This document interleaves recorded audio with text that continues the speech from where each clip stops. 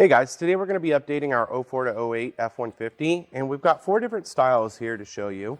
We've got our U-bar, we've got our single halo, and then back here we've got our double halo and our newest one, which is the C-bar.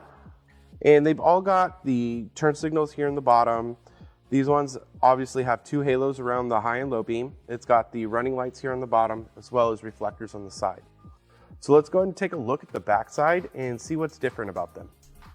Okay, taking a look at the back of these lights, as you can see, there's a little bit of a difference, but what we're going to do is we'll start over here on our C-bar. So these have all the appropriate connectors. We got our turn signal, our high-low beam, our side marker, mounting tabs here, here, and here. We've got our beam adjuster, as well as the access panel for the high and low beam.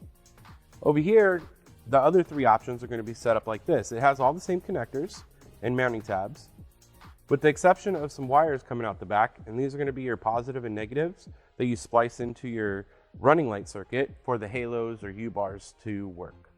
So let's go ahead and jump into the vehicle and get these installed.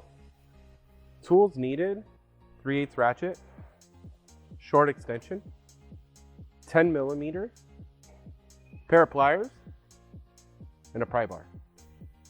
Okay, so your OEM light's probably looking pretty dingy like this. So what we're gonna do to remove this light is we're gonna pull this tab right here with the pry bar to where this will come up and off.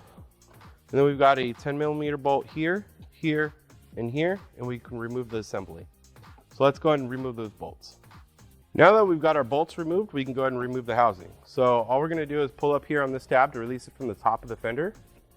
Put one hand in here, one hand here, and just give it a good wiggle.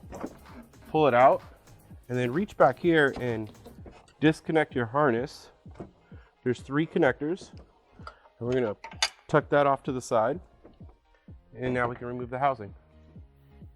Okay, so now that we've got the stock light removed, we can go ahead and install our new C-bar light. But first, if you did get one of the other 3 models that we have, whether it's the U-bar, the double halo, or the single halo, what you're going to need to do is you're going to need to splice in some wires before you put the headlight in. So this connector right here, which is your turn signal connector, it has 3 wires.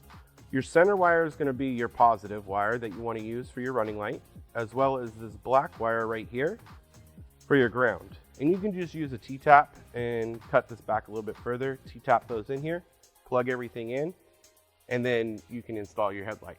So, but for this one, it is all plug and play, so let's go ahead and plug this in. Everything will snap right in like it should. Line this up. Make sure your pins all line up. Give it a good push. And now we can put the bolts back in, cover the flap, and do our adjustment. Okay, so now that we've got our new headlight in, the last thing that we need to do is adjust it. And for this particular one, there's not a lot of space back here because it is a rod that pokes straight out of the back of the top of the housing. So what I like to use are just a regular pair of pliers, and you can just go ahead and grip it right here, and you spin it left and right, and you can watch the beam on a wall go up and down depending on where you need it. Always adjust your headlights, whether your vehicle is lifted, lowered, leveled. That way you're not blinding oncoming traffic. So let's go ahead and close the hood on this and check out what they look like.